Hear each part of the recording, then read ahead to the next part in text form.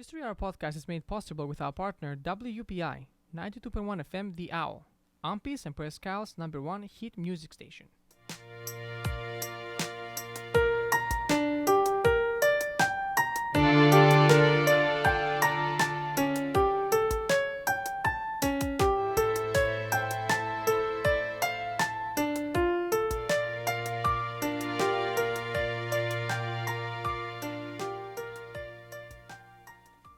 Hello, and welcome to another show of the History Hour podcast. I am your host, Evan Zarkadas, and with the help of my co-hosts, Kris, Kaleb, and Bethany, we are bringing you another History Hour. Hello, guys. Welcome. On this episode, we will be talking about ghost stories from haunted Presque Isle. Now it's time to welcome Kim Smith and Craig Green from the Presque Isle Historical Society to the History Hour. Kim and Craig are here to provide their expertise on this topic, answer our questions, and most importantly, have fun, correct? Yeah, absolutely. Hey, Kim and Craig, and thank you for joining us. Hello, and thank you. Yes, absolutely. Good to see you. Even Dr. Death over here. Yeah. He was really excited. Yeah. So first off, give us a small summary of what we will be talking about, and what's your connection mostly with the city of Presque Isle and the Historical Society. And when we say haunted, I guess, is it really true? Well, hi, I'm Craig Green. I'm the president of the Historical Society, and I was born here, so I guess my connection is biological. I've been here my whole life. But as far as saying about the haunted and supernatural side of Presque Isle, I mean, we've got a lot of interesting things here. I think most interesting is the fact that just like every other community in the United States, people are born here and then they die, except for some stick around. He's a non-believer. Well, okay. Yeah, so I'm kind of on the fence, Spoopy. but nonetheless, I know just like relatives, when they come to visit at the holidays, it's hard to get rid of them, so why wouldn't it happen after death? So I guess... Well, that'll be interesting, because we'll try to convince you, I guess. Right, absolutely. Because I know Kim, and I guess it's your turn to introduce yourself, but... yeah, absolutely. He's really a non-believer. Now, I think he's come along a little bit after we had the Maine Paranormal Investigation Team come to Presque Isle twice last year. And, at the very beginning, he was like, oh, this is all, it's not true. And I'm a believer. I've just had so many things happen to me in my lifetime that are totally unexplained, that I firmly believe there are spirits out there. And just some of the strange occurrences that happened to us when they were here, I think he did say he was on the fence. Mm-hmm. So before he was way on the other side of the fence. So now he's kind of there, Okay. But it was fascinating. Can we dive right in? So, tell us, my next question, I guess, was, have you ever experienced anything supernatural? So I guess you can go on the story of the Maine Paranormal that came up. Well, I'll say yes to that before I tell you. Great. Anyway, we invited them to come up, not having any clue what they were going to do, what they were going to find.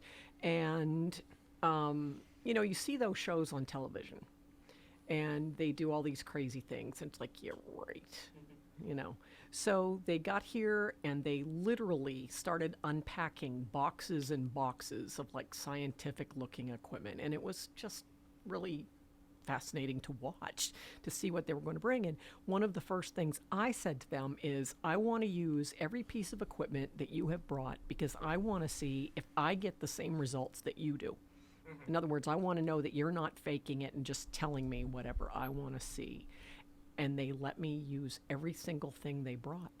They brought an infrared camera, a video camera, a motion sensor, dowsing rods, a spirit box, crystal pendulum. What am I missing? Well, they also had, I think there was a, what they called a spirit box that I guess some of it were just kind of, the infrared course was heat-seeking, but then they also had all of their accoutrements that were like the incense and the oils and the... Well, now he makes that sound so bad. Okay, so okay. To me, it added a layer of, I don't know. I'm going to say credibility because Mysticism? No.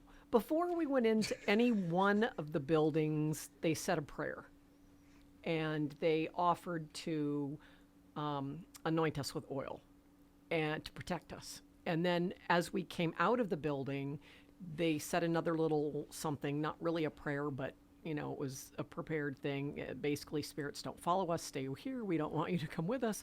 And then Interesting. and then they sprayed us with holy water. Okay. So it was just kind of a unique experience. And again, look at his face over here. He's a total non-believer. Well, I didn't get sprayed with holy water. I know you Well, didn't. because you didn't want it to boil. So, Struck by lightning. So why did you guys invite them here? What was the purpose behind that invitation? Well, I think it goes back to the fact that I had this obsession with cars, and so I decided it would be fun to buy a hearse. So Kim said, oh, well, we ought to do something with that. So she started looking at things to do, and we started talking about the hearse tours that they do in large metropolitan areas. So, places like Savannah, Georgia have really in-depth tours, and it's a lot of fun, for people. So whether you're totally into it or not, it is very entertaining. Well, and I had done the one in Bangor when I was putting our Haunted Lantern tour together, which is a separate tour. You guys have all been part of that now. Quite fun. I did theirs to see how they did it, and they kept talking about the paranormal and spirits, which is not what I was expecting at all, because I had lived in Charlottesville, Virginia previously, and they had done a spirit walk down there, and it was all slightly scary, true stories. Yeah. Not to do with ghosts. And so it was interesting to me to see the difference when they were both historical societies. So when he started talking about the hearse, I said, well, let's see who's available to come up. And I put some feelers out, and this group got back to us and said, yeah, we'll come up. And I said, well, tell me how much it costs before you come up here. We're a poor little historical society. Oh, no, we want to come. We're not charging you anything. I'm like, okay. For people who are not from Maine, are they kind of famous? Like, what's their exact title again? Maine Paranormal Investigation Team, also known as the Pit Crew. Pit Crew. So are they famous up here, or? I don't know if they're famous. Okay. They're fairly well known in southern parts of the state. Oh, okay. All right. They've had Good to know. YouTube things and podcast things and Good things to of know. that Good to nature. know. Yeah. Yeah. So yeah, it's in the south, the most popular, more Yeah. haunted Yeah, people.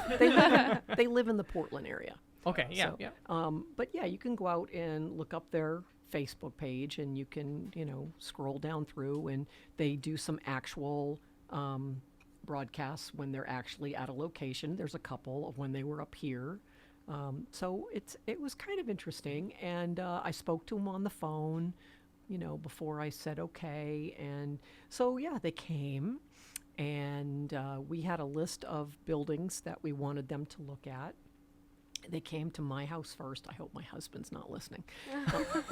They came to my house first, and I already thought that I had some friends because my cat would sit on the bed and watch people walk down the hallway when there was no one there. I mean, and if you would put your hand in front of his face, he would literally move around so he could see what was coming. So That's spooky, Kim. Why did you say that now? Well, and I wasn't ready. And it's a black, it's a black cat. Oh too. boy. So I said we sat on my porch and we chatted for a long time, and I said, okay, go on in, make yourself at home, go wherever you want to go. I have a very large house. They walked through the entire first floor, didn't really find anything, headed up the stairs, and they got to the top of the stairs and they went, oh yeah. And I'm like, okay. You see, if this was my house, I'd move that day. I was going to say, that's never a good sign. Well, it was quite informative because I was not aware that spirits can attach themselves not only to buildings, but to people and to objects.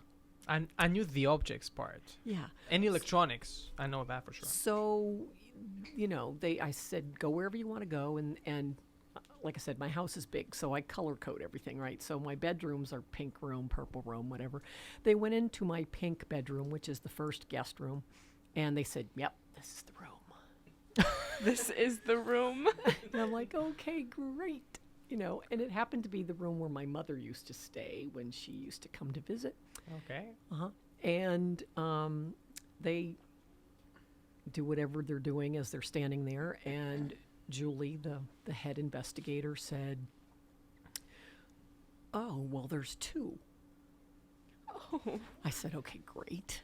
Seriously, if this is my house, I would board up that Yeah. room, move, and burn it down. And she said, they're related to you. And they follow you. I'm like, fabulous.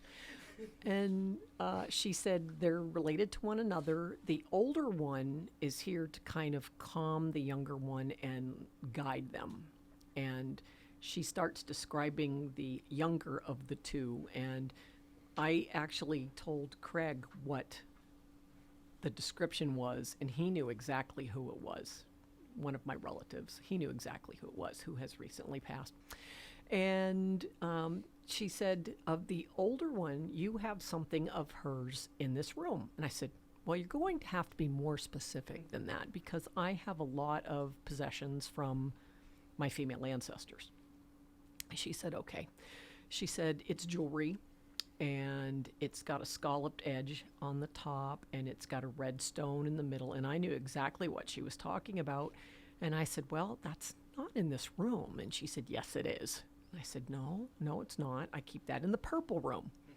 So I go flying down the stairs into the purple room and pull out the little box where I keep it. By the way, in Victorian terms, little boxes that are like knick-knack boxes, they're called jewelry caskets.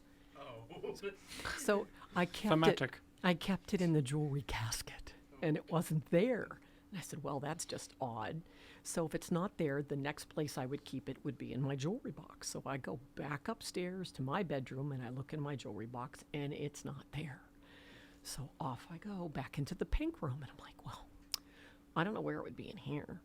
So there's a walk-in closet in that room. The door was closed. They couldn't see in there. They hadn't been in there. I opened the door, turned around. On the back of the door was a pouch, and inside the pouch was a bracelet that belonged to my great-grandmother that was 18 karat gold with scalloped edges and a ruby in the center. And This is when I would move and never take anything in the house. so I bring it out and I kind of turn it around, and Julie says, yes, that's it. So that was that was the first encounter with them. Nope. Quite the impression for the first time, right? I think that's actually kind of sweet, though. It's your mom. Well, and this person, this ancestor, I had never met her. So it's just kind of bizarre that that's bizarre. she was there. But I talked to her now, so all is good. Oh. Talk alone in your home. You can remind Max of that, because he comes over for Thanksgiving. Great. We'll definitely do that. So my second question was, if you ever experienced anything supernatural. I understand, Kim, you have many instances, and Craig is on the edge, I guess. Yeah, well, in the whole event, that it was the second time they were here. We were in one of the buildings, and the lady was playing with her camera that had the infrared part to it. And it was kind of interesting to me, because she was just kind of pointing it around, trying to find things. And so it ended up with a silhouette of a man on it. Of course, it was on the video part of the camera. So she was able to capture that, which was kind of interesting. And we could play it back and see the silhouette of a man on the heat signature. Of course, there wasn't anyone in the hall, and there wasn't anything there. It was just a hall. So that was kind of interesting, because later Kim had an experience with someone in the same hall within a month or maybe of that. So there are some things that are very odd and hard to explain. I mean, it certainly is. It's just that personally, I guess maybe the only thing you can chalk it up to, they kind of like me, because I go down to the building and shovel the roof and make sure the drains work so it doesn't collapse. And so without me, they don't have a house. So I guess they kind of are like, okay, he's all right. So they don't bug me, and I don't, of course, have any ill will with them. So I mean- I guess we're all good. I mean, after that, you go into the Yeah. topic, good spirit, bad spirit, Yeah. but we'll get to experience that coming up. So I guess the big part of this podcast will be the stories that they found and what you know about them, and I guess I'll let you do your line of stories that you want to say. Well, let me tell you one thing. So, Craig has a very good friend named Phil.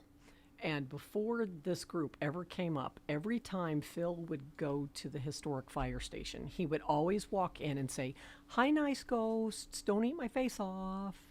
And we really had We just laughed at no him. clue Yeah. at that point that there were any spirits in the building. So it was just kind of funny that now when we're on the staircase, we always speak to Xavier. We'll tell you about Xavier. Yes. Yeah, so to kind of go along with that, so Phil's ancestry is part native, and so he has that in his background, and he kind of always would remark of this as he went up the stairs, and about in the same spot every time.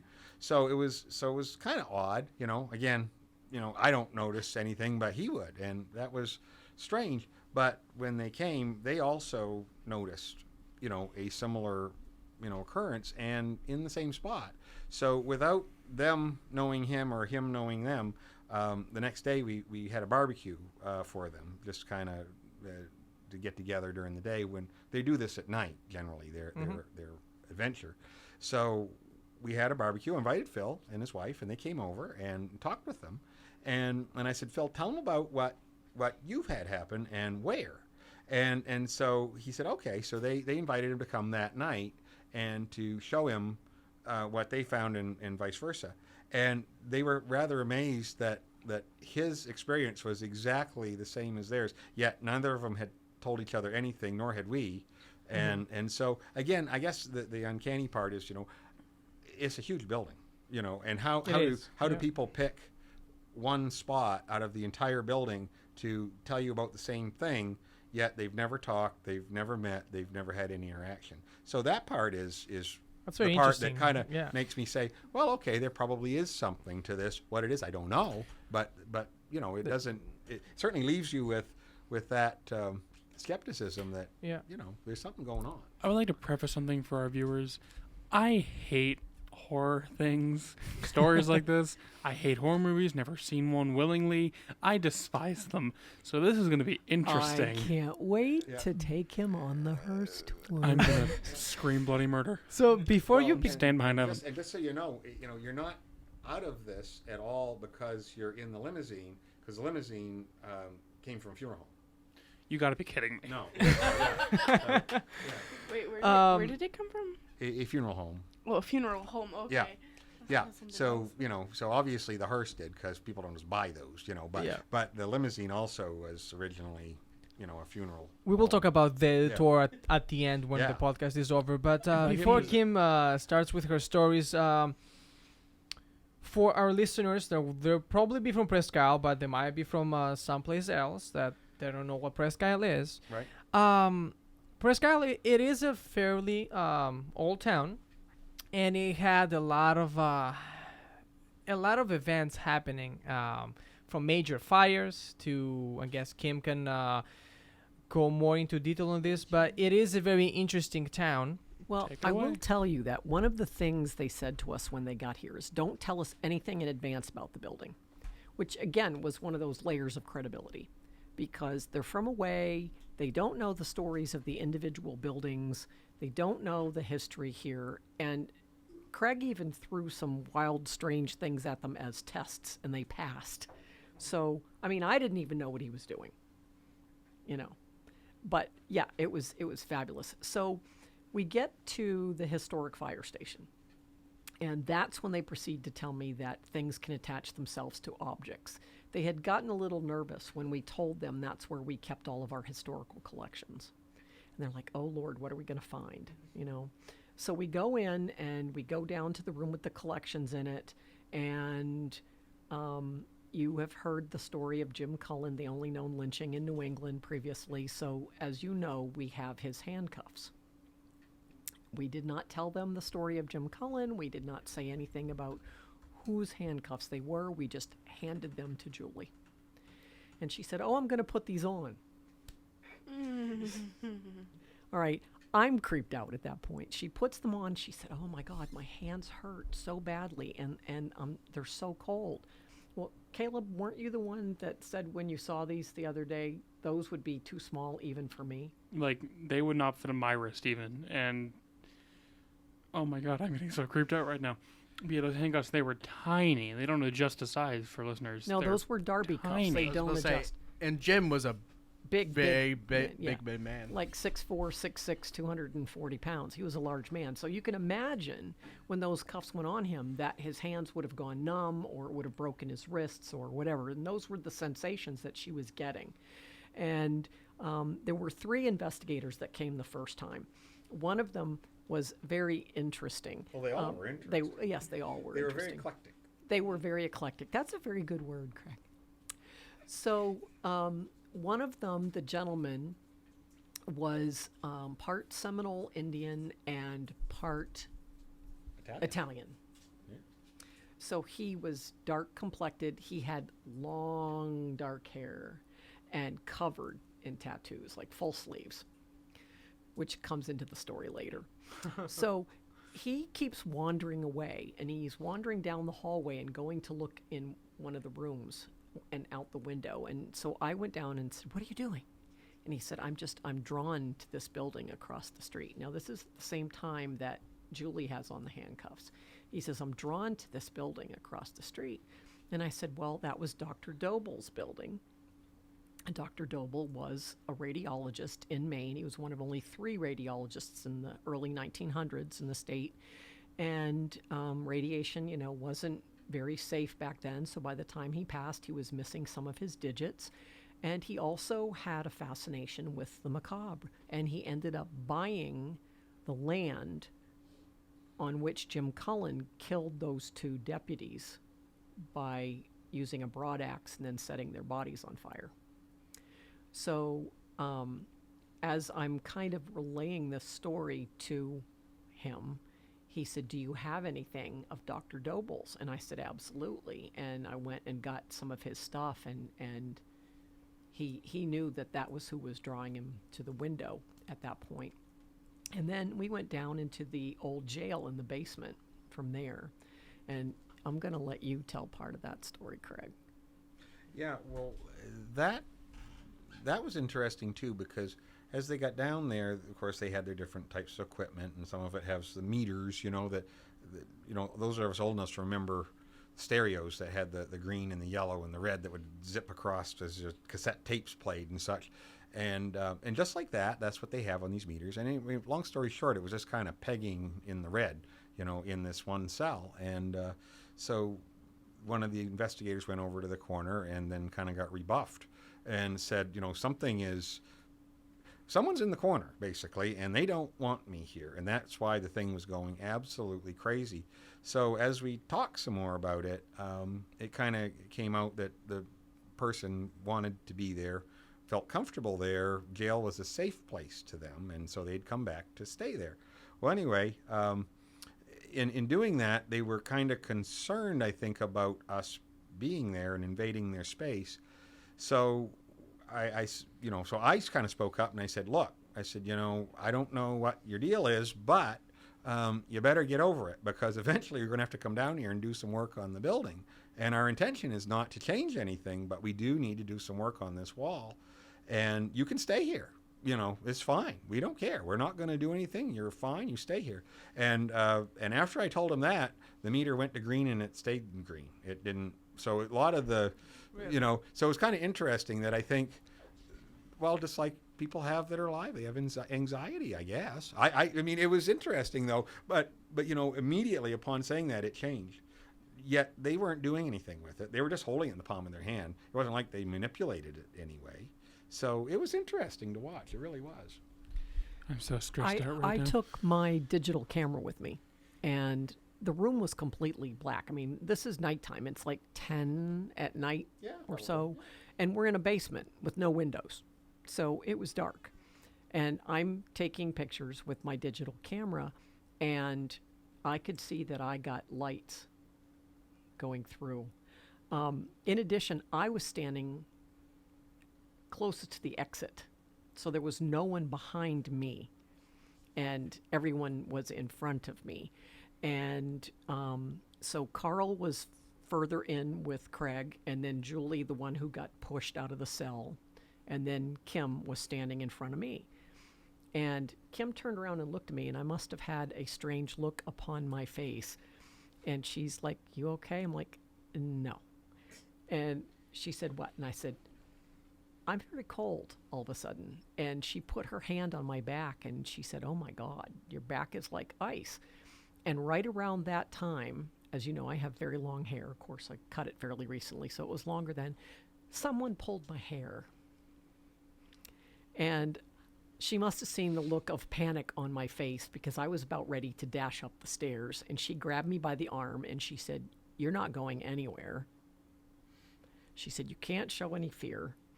And Carl comes over about that time and he said, "Did I hear you say someone just pulled your hair?" I'm going to die on this tour. I said, "Yeah, someone just pulled my hair." And he said, "Is there another exit going to your left into the basement?" I said, "Yes, there is." And he said, "Oh, well, that's where they went." He said, "I just saw them go the other way." Wow. Nope.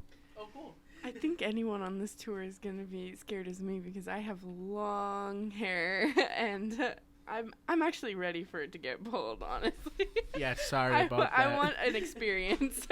Well, You're not I'm getting paying for this. I don't know what I was expecting. That's not really what I was expecting when I was thinking of having an experience. And so we went down there fairly recently with a group of people, and I was just totally freaked out the entire time I was down there. So that was, and then we went back upstairs and we were getting ready to actually leave the building. And we were in the hallway where the little Grampy figurine is that holds the candy. Yeah. You Oh guys, my you guys gosh, know yeah, where I we mean. know exactly where Right, that the is. main stairwell in the middle of the building. Gerald, yes. And Kim and I are alone, and we're getting ready to walk down the stairs to exit. And all of a sudden, her spirit box, the little green, yellow, and red, just went wild. And she said, "Oh, if there's someone here, would you identify yourself?" And there's a little LED box on the thing, and it came up on it, and it said Xavier. And she said, "Oh, Xavier." And then it said Army. And she said, "Oh, are you asking me if I was Army or are you Army?" She said, "I was Army." And so he relates to her that he was in the war. And she said, "Why are you here?" And he said, "Fireman." And he's there to keep people safe. And it wasn't a name that I was familiar with. So the next day I did some research, and I did actually find an Xavier that lived around the time of the War of 1812. Wow. Wow. So that was the fire station. That's a spooky story for sure. Besides all the weird noise that Kaleb is making. but what is that? I'm ready. It's stress is what it is. I can't wait to get Kaleb in that building. It's going to be so entertaining. Well, yeah, I mean, absolutely. I'm making sure you all go before I do. But you know, Kim kind of alluded to the fact that I wanted to find out what they might or might not know. So I suggested that we go out in the country and just we did on one little excursion, and then the other excursion I took them to a site in downtown Presque Isle that actually had an event a number of years ago that was quite mysterious. So in both instances, we didn't tell them why they were there, but I set up to this with the in-town event by going on Google and looking for, well, I knew the person's name, I knew the date, I knew what happened, and I could have told you anything about it. It is, however, pre-internet days, and so anything on there would be all microfiche at the library. So you'd be the microfiche thing, and you'd be just doing that. You wouldn't find it on the internet, and you can't. And I looked, and I know what I'm looking for. So there's no way that they are going to find anything on the internet, even if they found something I didn't. But nonetheless, none of them were sitting there Googling on their phone either. So I know they didn't look. But they came up a name that was almost identical to the person's name. They came up with the vocation of the person, and they came up with the location of the passing, which was very interesting to me because I couldn't find it, So there's no way they'd know it unless they found it from the spirits at that site. Mm-hmm. And where this is a fairly recent thing, relatively speaking, in history, I won't say any more on that about that because of families, but nonetheless, it is not part of our tour, and it's not something that we will do anything with because it's, again, too recent. But yet it is absolutely fascinating that they could come up with what they came up with. So what we also did is when I took them out in the country, we took them out to the site of the B-26 Marauder plane crash that crashed back in 1943 as part of the events of World War II. And so that plane crash was something that, again, totally unexpected, was very devastating at the time because there was 9 people killed, the people in the plane, people on the ground, because they hit the ground and killed the farm crew as well as horses. It was really a big deal for town. And they ended up speaking with the pilot of the plane, who, interestingly enough, crashed on his wife's farm, the family farm, because that's why he was swooping down to say goodbye before he went to Europe and hit the ground. And he's buried about 1,000 feet from the plane crash in the family cemetery. So we were able to take him to the grave site, to the plane crash site, although they didn't know, why they were there, but it became very apparent very quickly why they were there and what was going on. And I believe that is part of their YouTube site, which is Kim's looking at. Mm-hmm. And so while we were there, 2 of the investigators, Kim and Carl, Kim became completely overwhelmed with the entirety of the situation. So she couldn't even stay. She had to walk off away from the event because she just couldn't. She said she was so overcome with emotion, crying, and just upset to no end. But then on top of that, Julie started connecting with the pilot. And before they got done, they did a passing over ceremony for the pilot to try to help him because he was so stricken with grief for what had happened. So again, it was very interesting. But again, I don't know if you took someone to a random potato field in Aroostook County, didn't tell them why they were there, and they could come up with somewhat of what the story was and what happened. Obviously, they're connecting with someone somewhere. That's very interesting. Yeah. And Kim has been showing us some pictures. I have a really interesting photo that I'm showing them right now from the Facebook page of the Maine Paranormal Investigation Team. And so the next building that we went to after the fire station was City Hall. And prior to it being City Hall, it was our hospital. Evan, didn't you work there once? I did, yes. I did my internship there. Uh-huh. And so we did not tell them what its previous life was, and we took them down into the basement into the morgue. Yeah, I was very lucky to work there once for the remember the star that we had to disassemble? Yeah, I was in there. Yeah. That was in a different room, but you were very close. I was down. Yeah. So the first thing they asked is don't turn on any lights. So once again, you're in a basement and it's pitch black. It's so dark, yes. And they started seeing orbs, which orbs indicate paranormal presence, and they were pretty prevalent during our little trips out and about, and we have all kinds of photographic evidence of this. As they get into this room, one of the girls is very upset and very agitated, and she feels the presence of a young lady who had been attacked, and she felt sexually molested in the particular room she was in by a doctor that worked there at the time. And you have to remember that this particular building used to have an underground tunnel that connected it to their dorm next door. Mm-hmm. So the nurses had to walk through there at all hours of the day and night. So as the spirit person is telling her story, what appears on the wall is a white nurse's uniform. And there's so much no. And right about that time, they heard a man growl at them. Craig Like- with the sound effects. Like yes, like he wasn't happy that the truth was coming out, which is also a sign that orbs, depending on their color, can Mhm. represent. So that was one of the creepy things that happened in the historic. Well, that's one of the wow. things that I Same. learned that I thought was interesting was the orb colors meaning different things. You know, I mean that was, you know, whether they're blue or red or white or, you know, I mean it's just fascinating. Really, It's very interesting, yeah. yeah. Do you remember what the orb color was that you saw? Blue. And do you know what that means? I don't remember if that's the one that just tells you that it's paranormal presence, or if that's the one that talks about truth coming out. But That's what I've read. Yeah. And also, Evan, when you were working there, did you ever experience anything?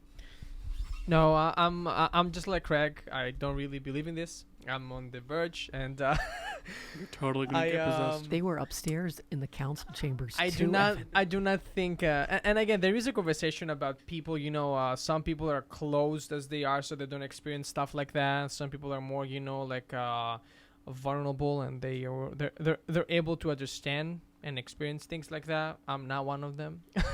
Well, you know, I think that's true though, but I think, you know, that's probably the part that makes it easier for some people than others, you know, because they kind of have this sense. And, you know, and I won't tell you that, you know, I mean, anybody that has ever walked into a building or a strange place and it's dark, I mean, that just carries over from Get childhood, scared, you yeah, know, I mean- where, you know, it's like, what's there? And you know, and of course, it doesn't help now that we've got all these zombie movies and all this Yeah. stuff, you know, and Especially So, old yeah, buildings, yeah. like the city hall and the fire yeah. station. South They're Hall, old. It's just too much in you there. know, but you know, I guess the thing is, you know, if you're really scared, you should always run towards the room with the knives and the chainsaws. You know, that's important. You know, Trip and fall as you run up the stairs. Yeah, right. Yeah. Don't go downstairs, run upstairs. You know, I mean, so all those things. But I think that is the part that makes it fun too, because True. you know, it is kind of macabre and it is kind of interesting and intriguing, and you don't know what to expect. Yeah, I mean, I have to disagree. I do not find that fun. It's horrifying. I mean, even you believe it Yeah. or not, even if you believe it or not, it's a cool story to say. So, So Caleb, I'm very happy to tell you that they did not find the spirit of Billy Bolton in the Bolton block. He was the only one that didn't seem terrible. Well, The others were murderers. he died in a fire, so I kind of expected something, but they didn't, and their reasoning was that it wasn't a death by malintent. That and the Bolton okay. block itself doesn't exist anymore. The building that he owned. Right. Now, as for the building that Evan got to talk about during the Haunted Lantern tours, the building that's now Wintergreen Arts, I worked there. that one actually had some activity. great. Of course, it was the R.W. White and Son furniture store. They sold caskets. They had an embalming room in the basement. That embalming room is still there and completely set up. I've been in that and it's horrifying. And they did actually find a few lingering spirits from that one as well. So you've already experienced it, Caleb. You'll expect that there, though. And this, I'm totally going ahead in stories here, but this one really has nothing to do with what they found. But my brother is now retired as a police officer here in town, and you all know the story of Jim Cullen and the fact that he was lynched and he's buried in an unmarked grave, missing his head, right? So my brother always said that he would get calls year round of people saying there is a man who appears to be disoriented roaming around in that area, and there's nothing there. There's nothing, you know, kind of swampy on one side and kind of the Just the airport. railroad. Yeah, that the goes through, yeah. railroad and kind of swampy, and that's where the airport crosses over, Yep. and there's nothing there. And he said every time he got there, there was nothing to be seen. So Yeah, it's another story. Well, you know, and who knows? You know, I mean, foggy night. I mean, this is how all good stories start, right? So, yeah. That's very true. 5 people who love this stuff and one person who's terrified. Now, when they were here, they stayed at the Aroostook State Park. One would think that would be fairly benign and normal, right? They're in a state park. It's a No, of nice course not. park. It's a nice park. It's beautiful, yeah. Of course not. This whole county's haunted. So they kept seeing blue orbs shooting through the trees In the park? in the park. Okay. And one of the investigators claimed that he was slimed when he walked under the trees. And I don't know. I mean, maybe a bird got him. I really Slimed could on, be. as in You like know? Ghostbusters slimed. Yeah. Yeah, that's kind of how they... Or like the Oh. Nickelodeon No, slime. and I will say too that they were very conscientious. They would try to debunk anything they found before they would say, "Okay, we have some kind of evidence." They found a couple of things that they thought were,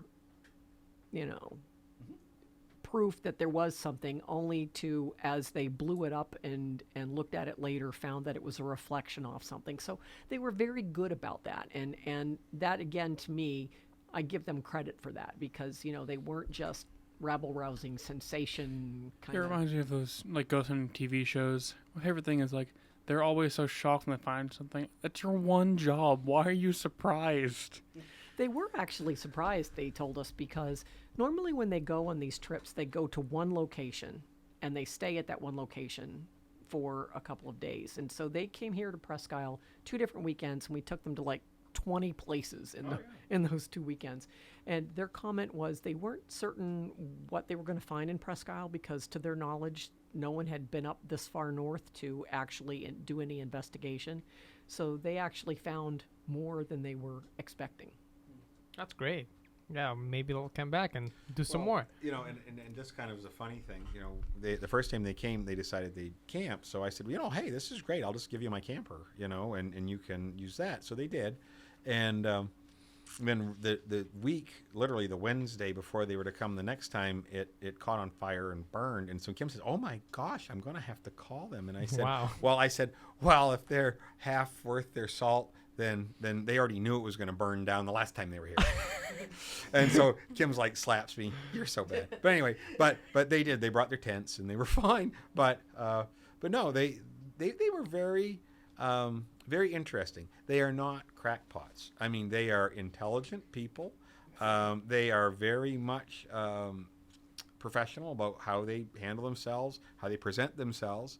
And so, I mean, they really are. They're a really nice group. They're a lot of fun to talk to, and interesting. So they don't give you the sense of the freak show thing you see on TV. I mean, that, they come up with some of the same results, but it's not so dramatic as what you see. So, it was more believable, in how they presented things. Absolutely.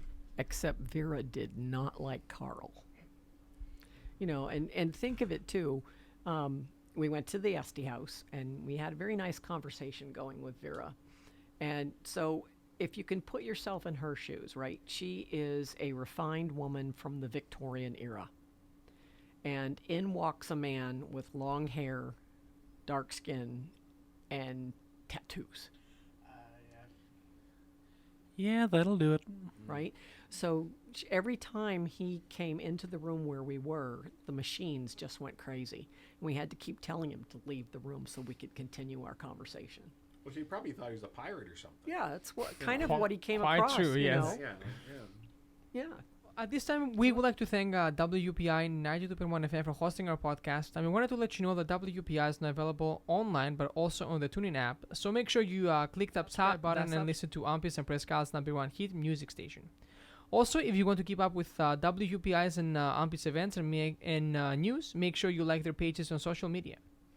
To find more about our podcast series and listen to any of our previous or future podcasts, make sure to follow our pages on SoundCloud and YouTube by simply searching History Hour Podcast, and make sure you give us some thumbs up.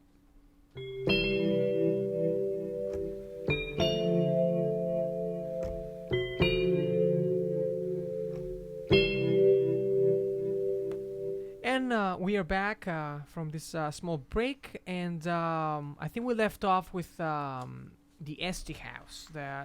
you guys visited. What's after that? We did. We went to the Esty house. We had a lot of fun, actually. So we went my house, the historic fire station, City Hall, Vera Esty house. This one was good. So we went to the A.M. Smith building. Bethany here played Starlit Vining in our recent Haunted Lantern tours. I can't believe I haven't told this story yet. So people from this area probably remember this several years back. Starlit Vining was a young lady who had last seen Bethany. Hello. She was last seen October 1998. There, alive. She learned. This is great. Right. So she was 38 years old at the time, and supposedly she had a relationship going with the man who ran the pawn shop. George Jamie Jr. And he was much older than her. You have He was created 75 monsters, Kim. years old. You have created He was monsters. he was 75 years old and she was only 38. Right. And she had for some mental she had some mental health issues, so it wasn't uncommon for her to go for long periods of time without contacting her family.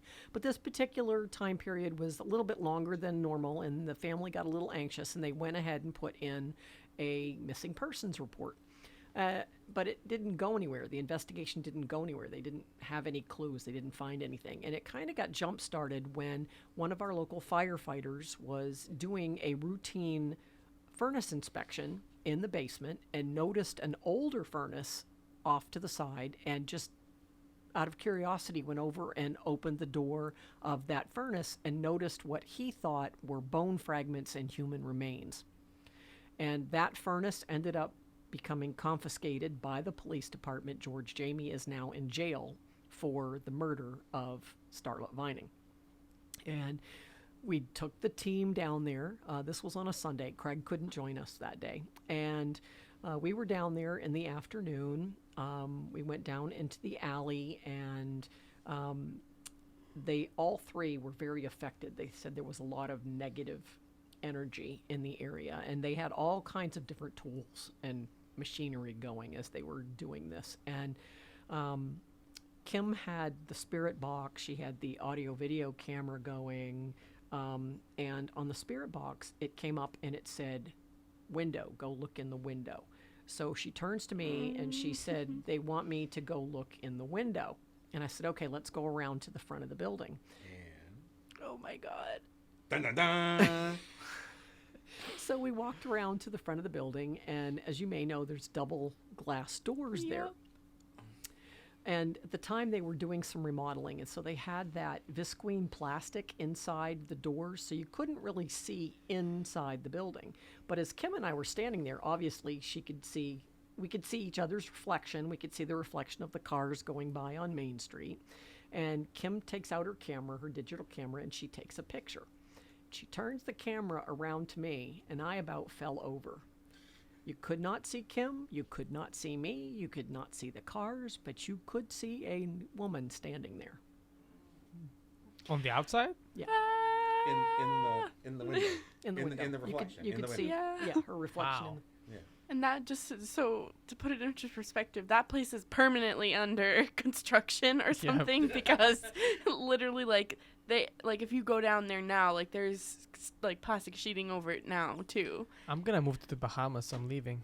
I've been saying that for years. So what the impressions that they got was that, and none of this, of course, is scientifically proven at this point because George Jamie basically refused to speak, and the only reason he was caught is because his son was arrested for a crime and turned on his father. At least that's what I understand.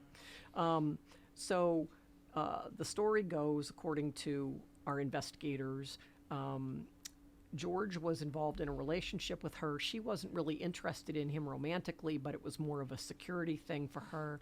And the son apparently had a romantic interest in her. And this made George jealous. And allegedly they had an argument. He ended up stabbing her in the back and dismembering her and putting her into the furnace. Sad way to go. Macabre, yes. Yeah. Now, I'm wondering, a couple years ago, I did the haunted horse tour too. Yes. And I was in front of the church where they found caskets up in the attic. I was wondering, did you go there too? It was one casket. One casket. Yeah, Yes, yeah. it was a KKK ritual. Yes. No, we didn't take them to that building. Well, we ran out Well, of they time. went to the outside of the building, but they didn't really come back with anything that. There really were led some them to buildings them. we couldn't go in, obviously. You know, Yeah. we had to have some kind of special permission to be in certain buildings. We stopped at the Braden Theater because that used to be the site of our first town hall, and it had a funeral parlor in it. And they were not open at the time, although the owner was in the building, and he said, no, I can't let you in right now. And we understand, you know, they were getting ready for their shows for the evening. So they basically just kind of hovered in the area, and they did feel a presence there as well. But they didn't really say anything because we just ran out of time. We couldn't do every building in town that we thought of, but, you know, maybe they'll come back. I mean, I feel like- I'm in the same boat as Evan and Craig, where I'm kind of on the fence. But even when I was standing there, I was like, this is kind of creepy. I can't wait to take you guys on that. I am on the. I refuse to believe because I know if I do, I'll be dead somehow. So I just kind of nope. Well- Don't look. It's not happening. Well, we haven't lost anyone yet, and and as far as we know, we Yet. haven't eaten anyone's face off. We- I mean, we- it really. We did have a few ladies scream. Oh yeah, no, we have. And in the last regular tour we did, they actually took pictures in one location, and it's funny as they snapped pictures. One of them came up with orbs. So that was kind of a interesting, result because a lot of them took pictures, but not all of them got the same result. Although they were taking pictures at the same time in the same place. So it's very interesting, how some of this would happen. And I guess my point is that had it been just a reflection off something, then it would have shown up in all of the pictures, but it doesn't. So that's the part that kind of makes you really have some thought, Questioning, yeah, yeah. You say, well, I wonder what's going on there. But And This there's town is cursed. I'll rephrase. There's a lot of history in this town, and a lot of events. So Well, it's really exciting yeah, to well, We have listen fun to with you. this. Yeah. We have fun with this. Well, there's dead people everywhere. I mean, hey, listen, at this point in our, history of the world, by the way, if you watch the Mel Brooks version of it, it's awesome. but if you, I mean, there's been nobody that's made it out of here alive. So, it's not odd to think that maybe some of them are still hanging around. And I think we found a few. I mean, for sure. I think we I did. mean, Yeah. that's a great thought to have now that Halloween is coming up. So we encourage all of our listeners to be extra vigilant and Bring your garlic. Now the thing is, we haven't, we haven't had any vampires. So that was good. that's No, a great. no zombies? no zombies, no vampires. Well, we it haven't is had any axe midterms week. murderers. So mostly we're doing pretty well. But nonetheless, I mean, you never know. I mean, I guess that could be. The thing is, we've had a lot of strange occurrences over the years in the area. So, I mean, not only do we have the ghost things going on, but there are now facts coming out, nationally about UFOs, and Loring was the site of many UFOs. I've heard of that. Yeah. So because of, a lot of times UFOs are attracted to nuclear weapons storage areas and bases, and we've had several sightings, right here in Washburn of people that saw lights behind their home and went out, and we even have some people that claim to have been abducted, by. So I mean, so if it's not bad enough, Kaleb, that you might get attacked by ghosts, I mean, you could be abducted by aliens. That's so true. You're not helping. It's more of like, which way do you prefer to go? Yeah, right. There's also just regular Human. people, just regular humans, just doing things Being too. murderous and evil. Well, Here's the thing. You get murdered. Oh no, you get possessed by a ghost. That's eternal damnation. I work in Loring now, so I haven't seen anything yet. I hope I'd never see one, but Well, you there never know. are those stories there. Even They- if you Google in But they Wikipedia. always happen the same way because we've seen it on TV. It's a light in the sky. It comes over. It stalls the car, and the next thing you know, the light's bright, and boom, you're sucked out of the car. And you see a Yeah. green man walking in the distance. You got her. It's so much fun That's to it. mess with Kaleb, though. Or E.T. Here's the thing, right? With me, ghosts, for me, need scientific evidence. The possibility of there being extraterrestrial life of there not being, is nigh on impossible. So at one point, it's going to happen. I hope it's not me. Yeah. So, That's But the prairie says I that think we're right. diverging. I think we're diverging from the point of the story now. but I guess the point is that you've got lots of opportunities to become one of the undead. So I mean, so that's great, and it could be exciting. Could be a whole new vocation for you. That's true. It could be The Walking Dead, or it could be Shaun of the Dead. And Cool. And I mean, they always said you can't avoid death and taxes, but apparently maybe the death part you might come back. Shirley MacLaine did, like, how many times? So My God. so I mean, I guess you've got you got some hope there. But we have a great tour. It's a lot of fun.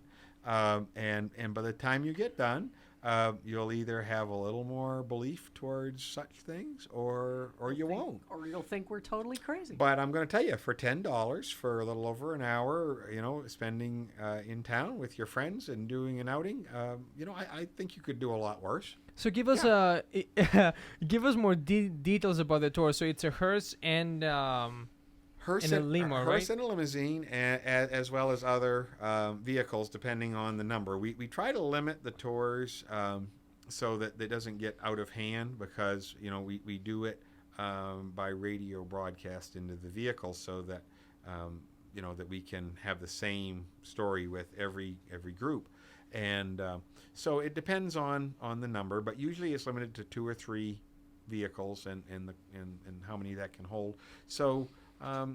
Probably not more than 15 people, generally speaking, but something in that range. Yeah. And what are some of the dates that you guys have? Like, We is only it got one more this year, and it's on Halloween. Halloween Day? Yeah. All Hallows Eve. Yeah. So there are tours that night, Halloween night, at 6, 7:30, and 9. And we still seats. have some available, right? We do, yes. The 9 o'clock is almost completely sold out, but the other two both have seats. $10 a person. You can make reservations. Reservations are required, and you can do that by calling Presque Isle Historical Society at 762-1151, or by emailing us at pihistoricalsociety@hotmail.com. And we are highly encourage it. Most of us here at the podcast, I think all of us. It is an amazing experience, and I think you guys are doing an amazing job on expanding that. And I personally love the Museum that you guys operate, so that's another great thing to do. And Well, and it's been exciting too, having you folks here at UMPI being partners with us in many of our events and helping love us it. and volunteering. So that's really been a lot of fun and a great way to get to know some of you folks and to help you be part of our community, because I think that's one of the connections that's really important as a community, is with the youth. And again, none of you are natives of the area. You're all from somewhere else, but yet you've become our friends, and you've done a lot of great things to help us. So we thank you for that. And we hope it continues again, and it's our pleasure. But yeah, so this episode was targeted into some spooky stories from Presque Isle. We hope the stories that Kim and Craig revealed to us today gave our listeners a little more knowledge on some of what might be happening in town. And next time you walk from these buildings that Kim and Craig talked about, you give a second thought of why might be hiding behind the shadows. And so Halloween is coming up. We hope you have a great time. Scare a lot of people. Eat a lot of candy. Well, I hope you live through it. Hope you survive, right, Kaleb? You're not helping. And that closes our podcast. We greatly thank Kim and Craig, and we hope to see you back for another podcast. Yeah. I know Kim did 3 already. She's Well, basically we're another officially pod host. people now. Yeah. Yeah, it's cool. And yeah, have a happy Halloween. Happy Halloween, guys. Happy Halloween. Good luck. Thanks for listening to the History Hour. Before we go, show some love for your favorite podcast by leaving us a review on YouTube or SoundCloud. And then stay tuned for next week where we discuss the topic of the Underground Railroad in northern Maine.